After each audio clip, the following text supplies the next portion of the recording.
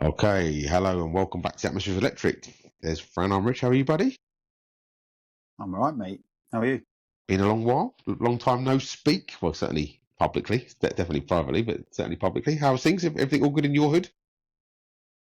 Yeah, it's been quite nice. Well, I say it's been quite nice. I've missed the football because of the international break. They've been pretty pathetic, really. So missing the football, but been nice to have a break from it as well. Let's start there because I think it's obviously right. Firstly, you mentioned it. And secondly, it is kind of where we are all still in the back end of an international window. And I've heard the phrase used a lot since the second England game where they lost 1-0 to Japan, that there's more questions than answers. Is that kind of how you summarise what's happened over the last? I mean, firstly, the size of his squad, players in and out felt a little bit peculiar. I've not seen that done before. And actually, some of the players he left out in terms of Trent Arnold sort of being left out, what feels like permanently now. How do you kind of summarise this international window for England? I've found the international windows in general quite baffling. I think the first sort of window that we had, where we played the first set of fixtures under Tuchel, we were quite excited really with the appointment, and then we played quite poorly. The next one we played really well. We beat Serbia, and there seemed to be sort of green shoots of what we were looking to do, and we seem to have just regressed. But I put a lot of the blame on Tuchel himself, like the size of the squad, the formations that we played with the personnel, like having a front four against Japan of Anthony Gordon, Foden, Morgan Rogers, and who's the other one? Cole Palmer. There wasn't a recognised striker, so no wonder we didn't create anything. Like we had Morgan Rogers on the right. Well, I don't think he's ever played there. He's always played off the left or in the number 10 role. Like I felt a bit sorry for the players. Like, I saw Phil Foden get a battering, and I thought, well, how is he meant to shine when he's been played as a number 9, when he's never played as a number 9 in his life? Like, I thought, no wonder he's getting criticised, because he's playing in a position and a formation that they're not used to. So I felt really sorry for the players, if I'm being honest. Like, there was more questions than answers for the manager as opposed to the players for me. Yeah, so just to blame my cards on the table, I don't feel I've ever been this disassociated with an England team in my life. I love England and I love it watching England play, and I love tournament football. I absolutely, it's one of my footballing wishes before I'm no longer on planet Earth is to see England, win something. That would be amazing, right? Genuinely, I love the idea of England being a great team. I have got no interest in this current setup whatsoever. I don't know whether it's because the World Cup's going to be, late at night, and I'm old enough to remember the last World Cup in the USA that England didn't qualify for, and staying up and watching it, and it was like, no, this is not for me. I don't know if that's got something to do with it, but I'm not excited by this squad. People keep telling me it's an amazing squad. I'm not sure it is. You take Harry Kane out of it, and I think it's bang average. If I'm honest, I don't get the excitement around it. I really don't. I saw a question on social media that said, list England's world-class players. And I've seen some people listing 4, 5, 6, 7 names. To me, there's one, and that's Harry Kane.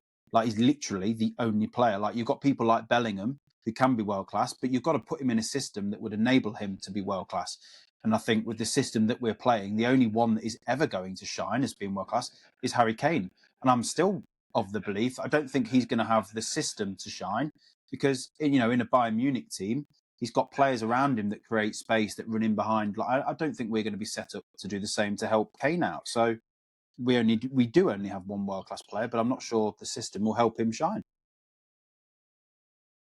Yeah, I just don't know what you like. Got a whole bunch of the same for me, and whether it be Foden, whether it be Rogers, whether it be uh, Palmer, uh, they all feel to me, and it's a horrible phrase to you, but they all feel like flat track bullies, which is a cricketing reference that always sticks with me from Graham Hick, who you may or may not remember. Like, they're all right when your team's on top and you're dominating, but I don't know that they do enough for me in games to turn the tide. Saka for me is not at the level that I think people think he's at.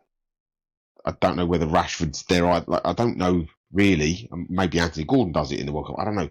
Just looking at going, that squad to me looks pretty average.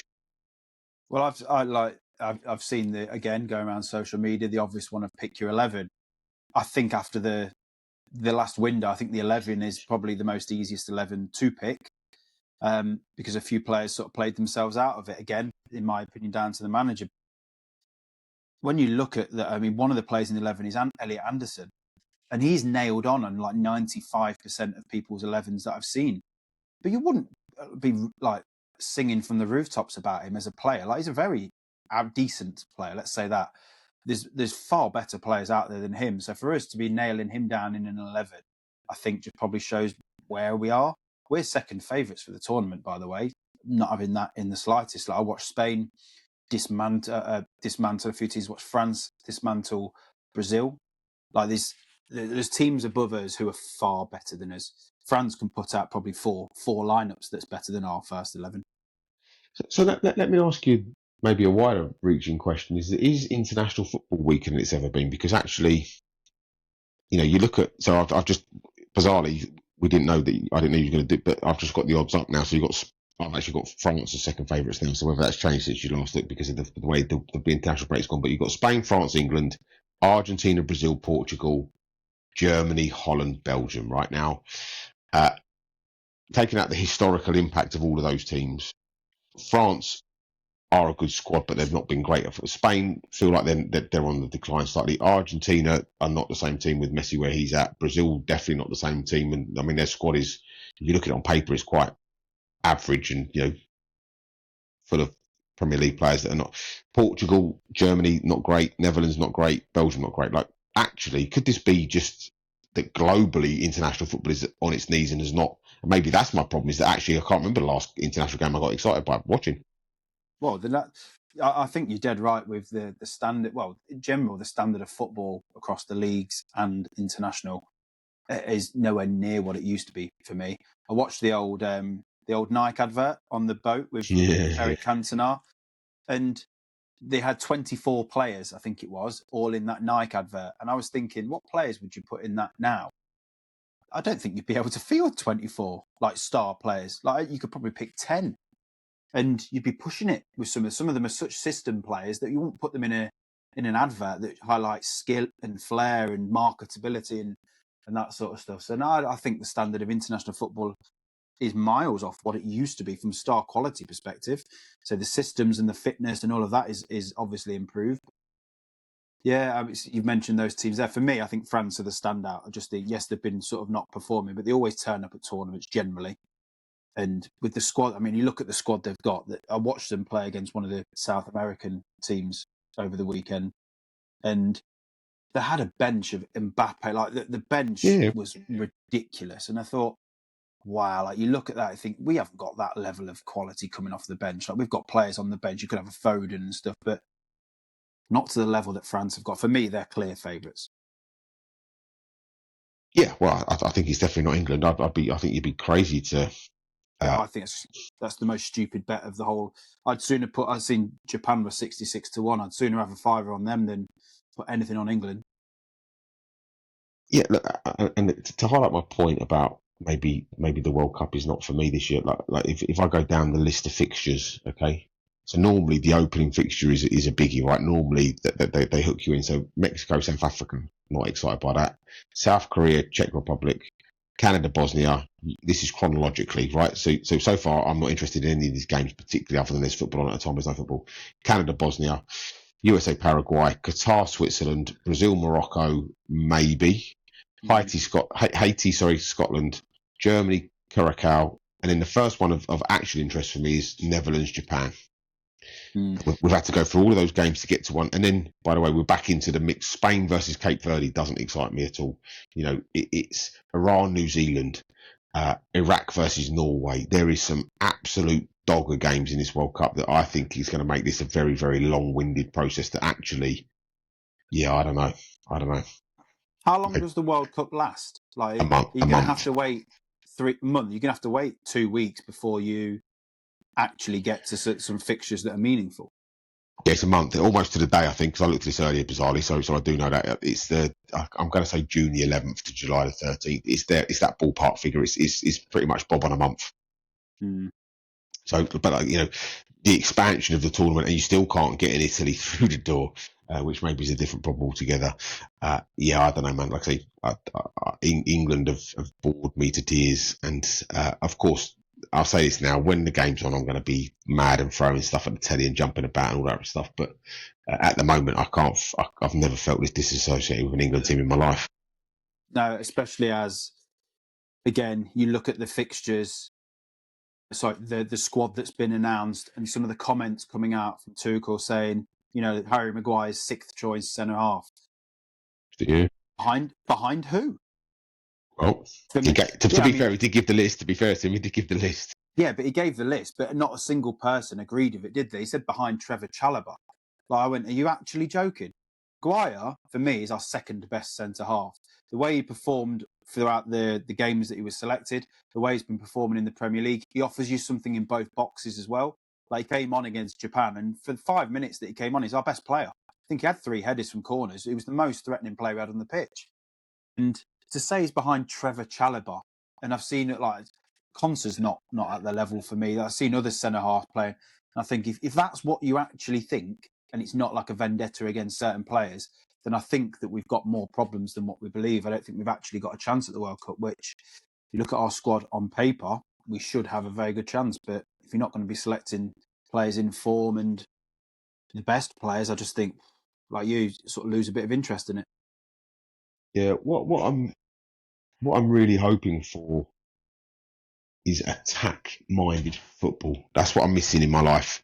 I feel that everybody's become defensively sound, but what I'm looking for in a competition that you can either win on penalties or you can win by playing free-flowing football. I'd love to just see some more teams play free-flowing football across the board.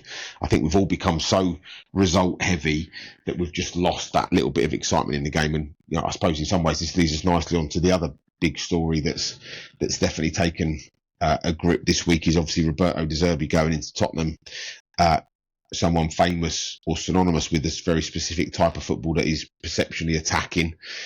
Firstly, obviously, he's now the 3rd highest paid manager in the Premier League.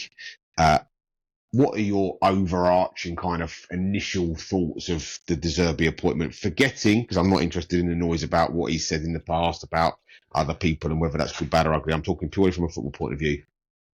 What do you think about this appointment? I think it's a great appointment, if I'm being honest. When I saw some of the names being banded around as potential replacements, one was Sean Dyche, which would probably do a job for where Spurs are, but as a long-term sort of strategy, you don't want to be going down short-term appointments to then sort of have to change the style and then come back on yourself. I think he's the best manager that was probably available at the time that gives you a long-term strategy as well. So for me, I think it's a great appointment.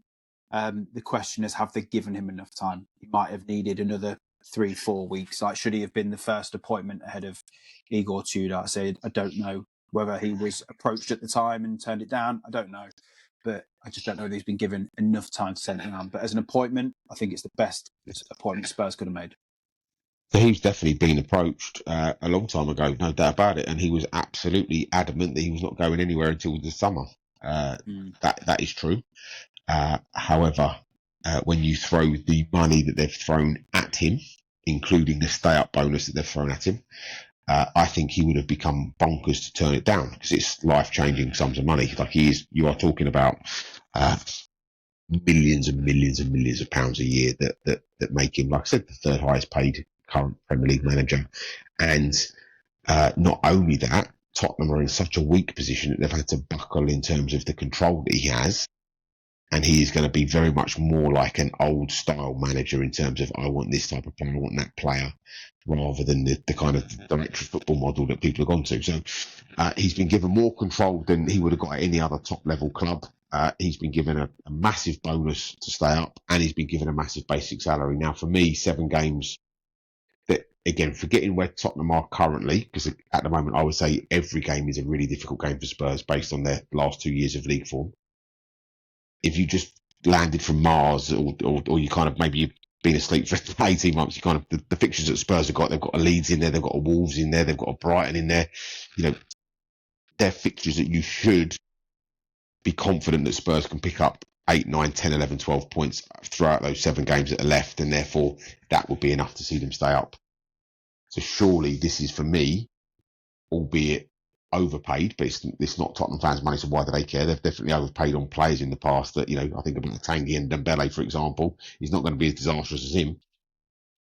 But now you can hang your hat on a manager that actually can give you the infrastructure and the process to go and play some attacking football and get you out of what could be a catastrophic relegation. I think it's a no-brainer for me. I think it's a great point. My one question would have been, why didn't Spurs throw the kitchen sink at him at the time when Igor Tudor was there? Imagine if he'd have been given, 4 or 5 games as well? Or even, good to go at a push, why didn't they make the appointment, should have been working with him before the international break? So it had given him 2 weeks with whoever's in and around the squad.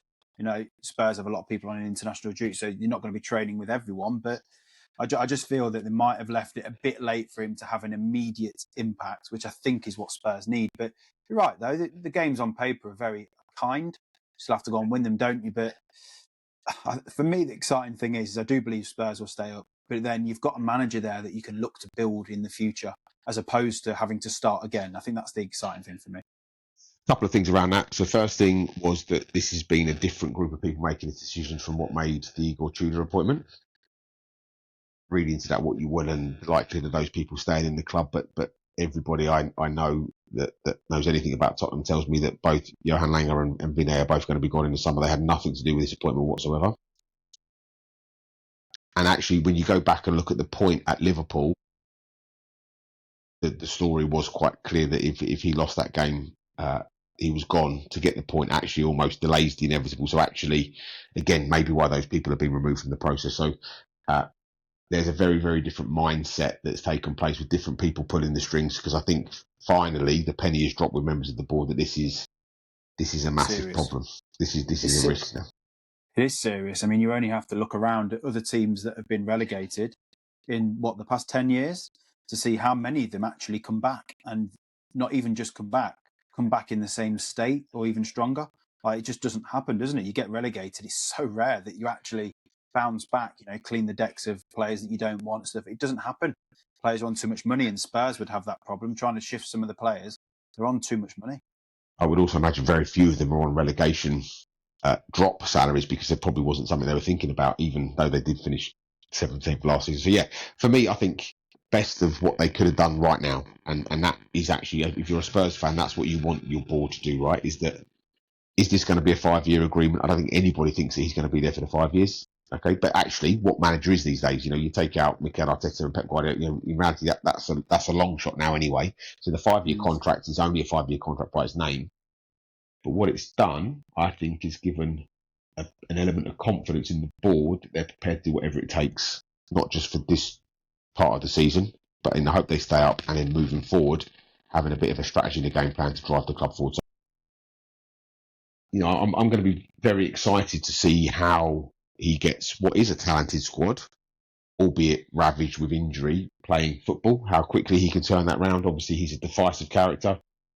My understanding is he's bringing in Sandro, the Tottenham legend, if that's the right phrase for him, in the backroom staff. So a little bit of local knowledge, someone that loves the club. Also, apparently, Alessandro Nesta's coming in as someone that obviously is a massive name. So he might well be coming across with him as well. And so actually, is he starting? I got to be honest with you, mate. I bet he could. Because what a player he was, right? I bet he could as well. Yeah. I bet he could, and being honest, he'd be better than a lot of them that have played there recently. So, yeah, I think it's an interesting setup. I think it's an interesting concept, and if he has been given a little bit of more power in terms of what players come in, and I know that there'll be players that want to play for him as well, by the way, because he's a bit like Marmite, right? You either love him or hate him. But I think that's exactly what Spurs need. There's already talk of Italian players, being interested coming over if they stay up. So, I think if you're a Spurs fan, as exciting as it could be this season, which has been an absolute shit show from day one, really. I think, and this goes for a lot of clubs, I think the managers not having power is a big part of the problem of why some players don't perform and teams don't perform. I believe that the manager should manage the whole of the club, old school, and manage the people. If you don't like somebody, you can get them out. Like, don't be told, oh, this is their book value. Get them out. So I think it's a great thing for Spurs to have a manager coming in who's going to manage the club and everything about it, because you're not actually the manager if you have to answer to other people. I want to get rid of this player. Well, you can't. He's got a book value of 20 million. Well, he's a bad egg. Like, to me, having a manager that does that is the way forward. I mean, it's a great appointment, and it wouldn't surprise me to see those players running through brick walls from early doors. Well, again, if you're a Spurs fan, that's all you can ask, right? Let's hope that is the case, because I think if they do that, and again, we did see some improvement under Tudor. I think if they can get them playing football with a decent system, never play three at the back again would be my advice if you're the Tottenham manager. You never know your luck. And of course, if it doesn't go well, they will end up in the Championship, which is where we're going to spend some time now looking at the Championship table, because again, both at top and bottom, some very interesting stuff going on. And let's start at the top with maybe one of these teams that are going to replace Tottenham. And of course, everybody's loving the songs, aren't they? Lincoln fans in League One talking about playing Tottenham next season. So lots of good banter out there around what could happen. But, let's start with Coventry. 9 points clear, albeit technically Ipswich have got a game in hand that could shorten that slightly. We're in agreement that Coventry are up, right? Yeah, that's done and dusted. They've been the best team. I must add, I think, in a very poor Championship. Yep, agreed. Yep. My fear is that the teams coming up are nowhere near as strong as any of the teams for the past 5 years.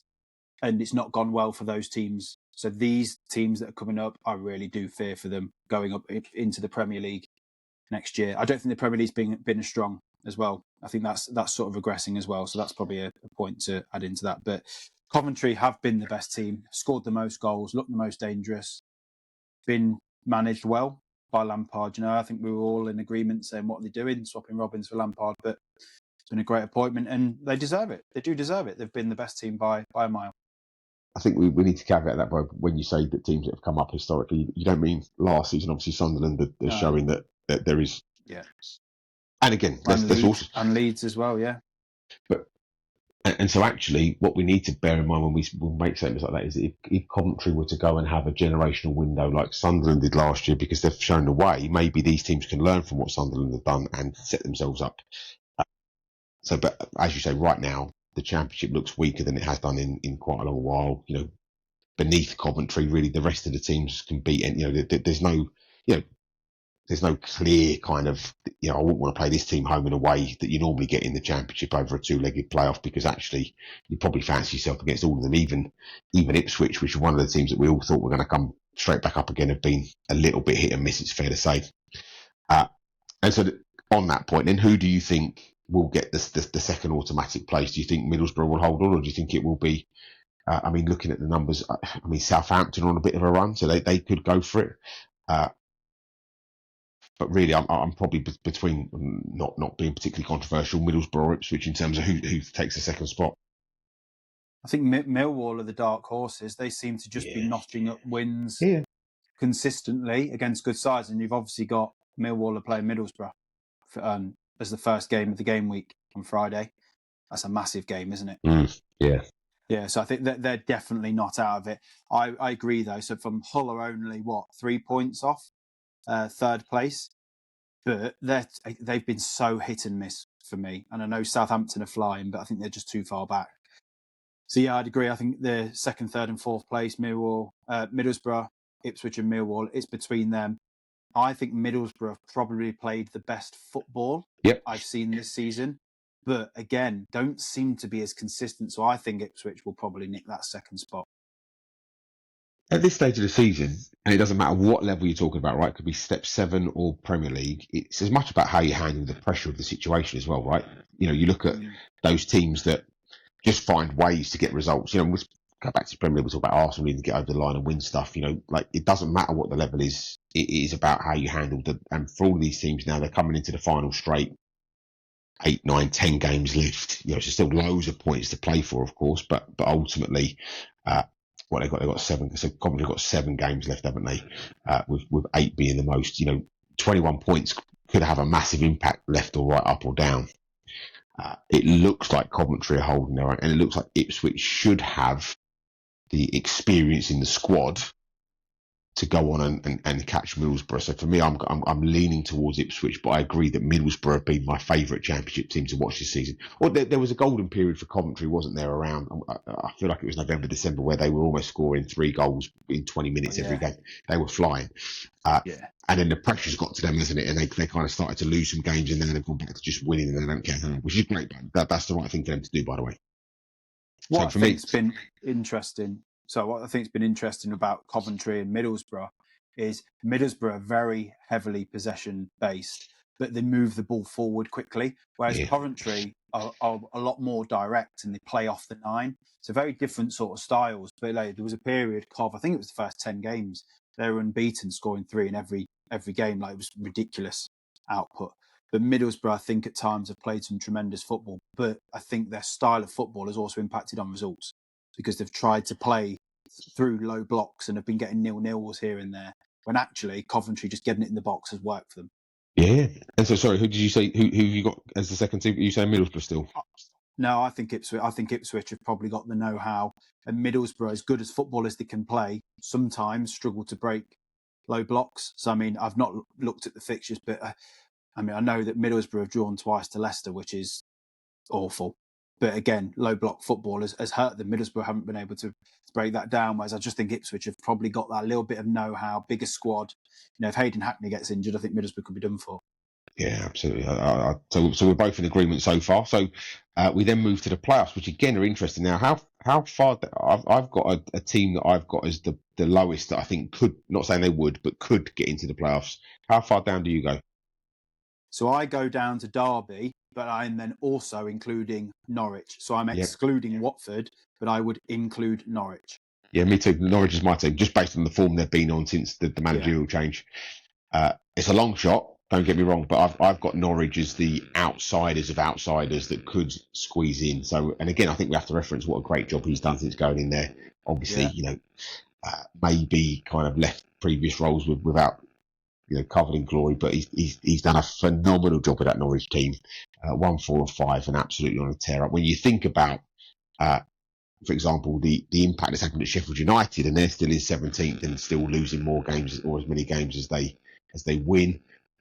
You look at what Norwich have done; they're absolutely flying for me. So I agree, Norwich, but I don't think they'll get there. But they're the outsiders. So who do you think the 4 playoff teams will be? Firstly, let's start with Disney FC. Do Wrexham get in for you? So for me, I think swapping Middlesbrough and Ipswich around, it will be the current 6. When I've watched Wrexham, I know they've signed a few players since I last watched them. I watched them play Leicester away. They were one of the worst sides I'd seen in that league. They were awful, like truly awful. And I thought, how on earth are these going to stay in the league? And they've just seemed to have found ways to win. The same with Derby. I've seen Leicester beat Derby twice. They again, I looked at them and went, how on earth are these any good? So from what I've seen, I mean, the league obviously tells a different picture, but I mean, Southampton, Leicester were 3-0. I'm always comparing this to what I've seen them playing Leicester, by the way, because that's what I've seen. But Leicester were 3-0 up, and then the second half from Southampton, the football they played was fantastic. Hull are a very well-drilled side. I just can't see how Wrexham and Derby compete against the other teams. But they're up there, and the rest of the teams are there to be shut at, aren't they? So there's definitely going to be some twists and turns. I think Norwich are probably the ones that could probably break into that, though, on the run that they're on. I think they're the form team, aren't they? Which is going to take a bit, but they're playing Portsmouth on Friday, which, add 3 points to that, which you think they should win. They're going to be in the hunt as well. So, yeah, it's going to be very interesting, but I can't see it being anything else but the current teams in the playoff positions. And so let's just have a moment, because Millwall, I think not only are they going under the radar, but actually possibly, I don't want to sound dramatic, but obviously everybody's kind of talking about Tottenham being relegated as being the biggest story in football. But is Millwall going into the Premier League, if they did go up through the playoffs, because that's what we're assuming they're going to go up through? Would that be as big a story as Tottenham coming down? Because Millwall are, in every sense of the word, a tiny team. No one had. I don't care. Like I'd question anybody that says that they put any money on Millwall going up into the Premier League at the start of the season. Like, for me, this would be a humongous story if Millwall went into the Premier League.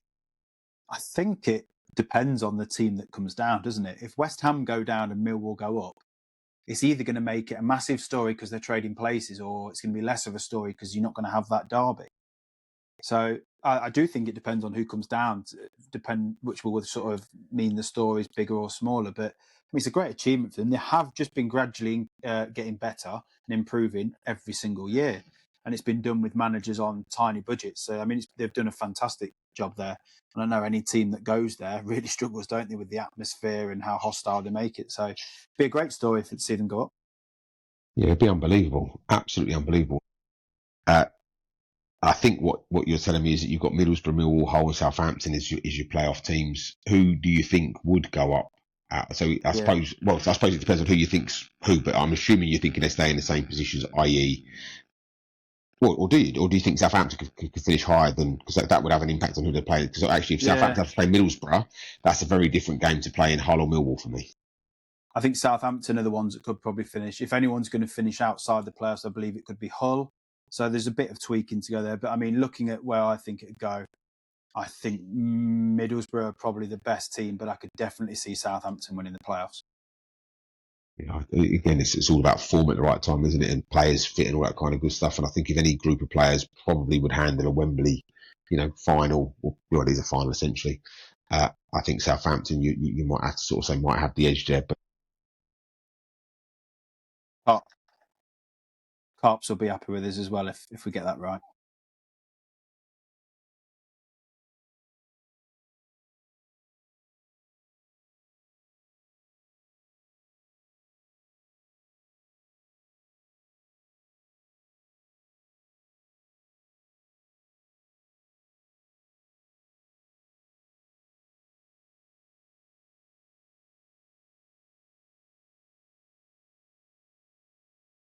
I feel that's probably a pretty solid logic with apply to who goes up and how.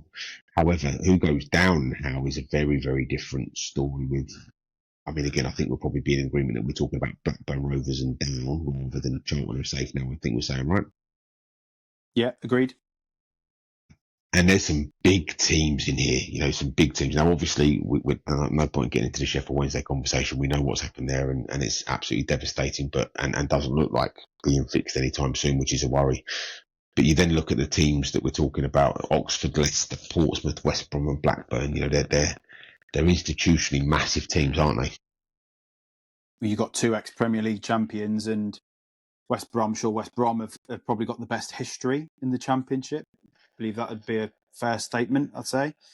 There's three big teams in that, and Portsmouth have got an FA Cup win in recent times against the name. Some big clubs in there, and it's going to be very, very tight. So I do believe the next couple of weeks could be where we start to see a bit of movement. Well, there will be, won't there? There's no two ways about it. The next couple of weeks are going to be massive in terms of a couple of wins might see you. It could seal the fate of a couple of teams, couldn't it? So I'm looking at Leicester. Obviously, I know that very well. They've got Preston and Sheff Wednesday, which you don't get anything out of that. I can't see how Leicester stay up. So it could be the next couple of games could seal the fate of a few teams. If West Brom get a win and the teams around them don't, they're moving 4, 5, 6 points clear. Same with Blackburn. So there's a real opportunity in the next couple of games to either stretch away or overtake teams. Yeah. And I haven't got the data to be honest with you, but it depends on how many 6-pointers there's going to be amongst themselves as well. So how many teams have got to play each other? Does everybody have to play Sheffield Wednesday? Like you say, horrible thing to say, but it is a little bit of a free hit. They don't get many points. So actually, if all of the teams have got to play Sheffield Wednesday, that almost negates the benefit of playing Sheffield Wednesday. And so, obviously, the 6-point reduction Leicester had, is that right? Yep, 6 points, which is still under review. By the way, it's being appealed. So imagine if it might be another 2 points. Imagine if that gets down to the last game of the season and that review's not been done and another point gets taken off, which sends Leicester down. So you think that the review could make it worse, not better? Surely the review is. So both the Premier League have appealed and Leicester. So it could go either way, but Leicester don't have a leg to stand on. They broke PSR. They didn't comply with, by cooperating. So Leicester have appealed, I think, for the sake of appealing, which what I can see is both of the appeals cancelling each other out and you stick with the 6-point deduction. But if it's going to go anyway, I'd imagine it might be more points. So that could be massive. You look at the table as it currently is, that could be fate sealing. Well, yeah, Leicester can't afford any more points being taken off of them for that. That's for sure. Because, like you say, they're 4 points from safety. Portsmouth have got a game in hand. I don't know who the game in hand is against, so forgive me. Again, Portsmouth aren't a great run. Yeah. So, I mean, they're only 1 point off safety at the minute, but Portsmouth have a game in hand. That's what I'm saying, yeah. Yeah. Sorry. Yeah. So at the minute it's only 1, but Portsmouth have a game in hand. I think the thing to note about Portsmouth, I think out of the whole of the Football League, Portsmouth are in absolute freefall more than anyone. They've picked up 1 point in about 10 games. So the team having that game in hand is probably the team that Leicester would like to have that game in hand, because they're consistently losing. But, West Brom were in absolute freefall and have gone back to back, which has taken them, 4 points clear, which is massive, isn't it? Blackburn, again, seem to be... I mean, there's not the one team that were in good form was Oxford, but they seem to have taken a little bit of a hit in the past 2 games. So it's wide open for all teams, including Oxford. I'm seeing Oxford being written off all the while. They're still in it. Yeah, no, they definitely are. And look, what I would say is that just clicking some extra buttons. Norwich's next 3 games, Portsmouth's next 3 games. Norwich tomorrow, so as in Easter Friday. So again, you'd have to say that's a home win for Norwich. But then you've got a 6 point of Portsmouth versus Oxford. You'd have to argue whoever loses that is down, probably. Mm-hmm. Yeah, I think so.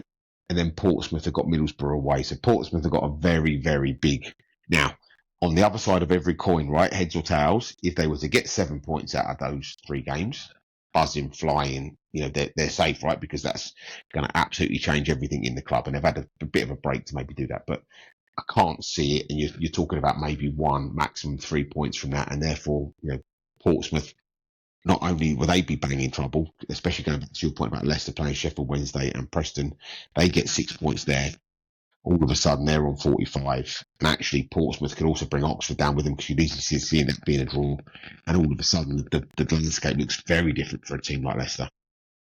I think for any of the teams from Blackburn to Oxford, anyone who does what West Brom have done and go back to back, if you can do that, I think it virtually guarantees your survival, doesn't it? Yeah. Because you still expect to pick up a couple of points in other fixtures here and there. If you can go back to back, the outlook changes. And especially for teams like a West Brom or Blackburn, where you've already got 4 point buffer, if you can just get 1 win and the other team falters, to make it 6, 7 points, it's just no team is going to be able to do it. No team in those bottom 5 have shown any signs of going on a run that's going to take them sort of 10 points clear. It's just not going to happen. But Oxford had, hadn't they? So Oxford had won 10 points in the 4 games before the defeat in the last game. And like you say, West Brom are now on 8 points from 4 with 2 draws and 2 wins. So actually, hence why Oxford's still in the mix and West Brom are slightly out of the mix. Like you say, a couple of results here and there are going to make all of the difference. I've got a feeling, having just looked at that, I've got a feeling that Leicester are going to be okay. I've got a feeling it's going to be Oxford, Portsmouth and Sheffield Wednesday that go down.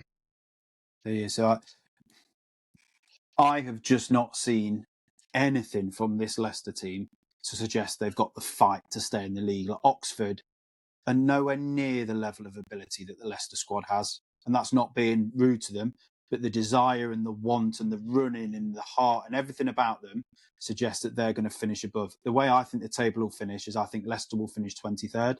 I think Portsmouth will finish 22nd. So you think I'd love for it to be wrong, obviously. I just can't see where, Leicester have looked better under Rowett defensively, but then they've stopped scoring goals. And, without Fatu scoring goals and Jordan James, who came off injured in the international break for Wales, the goals we don't have the goal scorers. So I'm looking at it and going, I can't see, I can see Oxford winning games, but I can't see Leicester or Portsmouth. The sad fact is, Blackburn are a poor side, but the work rate. When I watched Leicester play Blackburn at home, Blackburn were awful, but Leicester were worse. But Blackburn worked their socks off. That's one thing they did. They worked. Leicester haven't got that work rate in the team, and I think when you're fighting down, then you need heart and desire. They haven't got it.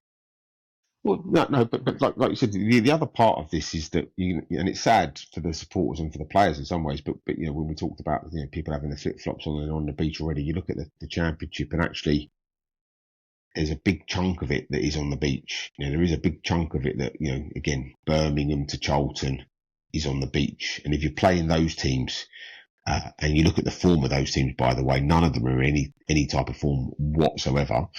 Actually, all of a sudden, if you get 3 or 4 fixtures against the Stokes, the Bristol Cities, even the Sheffield United, who, for me, can't believe I'm saying that out loud, Swansea, Preston, QPR, Birmingham, actually, if you have got that bit of desire, that little bit of ambition to stay up, you could find yourself on a bit of a run quite easily, quite quickly. And Leicester having Sheffield Wednesday, followed by Preston, who are in that mix, for me, that's got to be now 6 points for Leicester. It just has to be.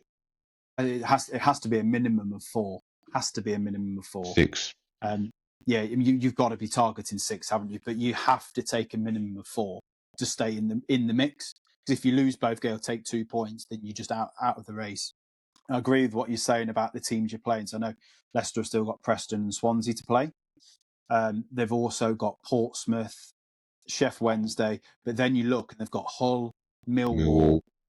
Yeah. Who else have they got? Wrexham. No, they played Wrexham. Blackburn Rovers. Blackburn on the last game of the season is a massive game. But from the games that I've watched of Leicester, and I know we're talking more about Leicester here than other teams, Leicester have played well against Coventry, against Middlesbrough. Take 4 points off Ipswich. Near 3-0 up against Southampton. But when they've played the bottom teams, they've been rolled over quite easily because those teams have just outworked them. And that's my fear with Leicester is some of the games that they've got. Swansea, Preston, they got battered at Preston because they just wanted it more. They were more of a physical EFL team, whereas the teams that are better, where they've been able to almost out football each other, I think Leicester have competed. But that's my fear here is that it gets to the back end of the season and work rate counts for a lot, and they just haven't got it, which is why I favour Oxford, West Brom especially. As I seen their game the other day, not seen a team run so much in a long while. Yeah, well, yeah. Again, it's always simple, isn't it? How when we get to this stage of the season, we talk about what we're looking for as fans, or a predictor of what's going to happen, is that we talk about running. My understanding is that Jordan James will be fit to play. I know he did come off against Wales in the 50th minute, but it looks like he is going to be available. I hope he is. He's our best player, and he's not even ours. So.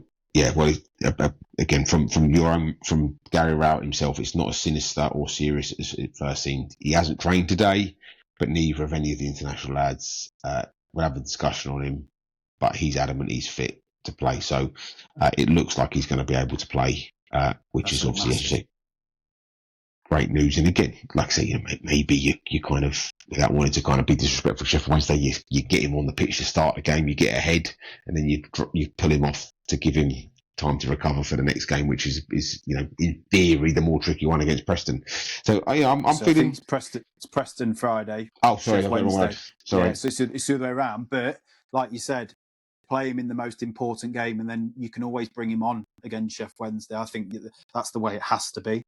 I think you've got to play him for as long as he physically can without harming him, because he's going to be important in the running. But yeah, I mean, you've got to make sure 4 points minimum. You've got to target the 6, but it's going to be very, very tight. It wouldn't surprise me if a team goes down on goal difference. Yeah. Well, that could be the same in the Premier League, couldn't it? It's definitely going to be close enough for that sort of, both in terms of.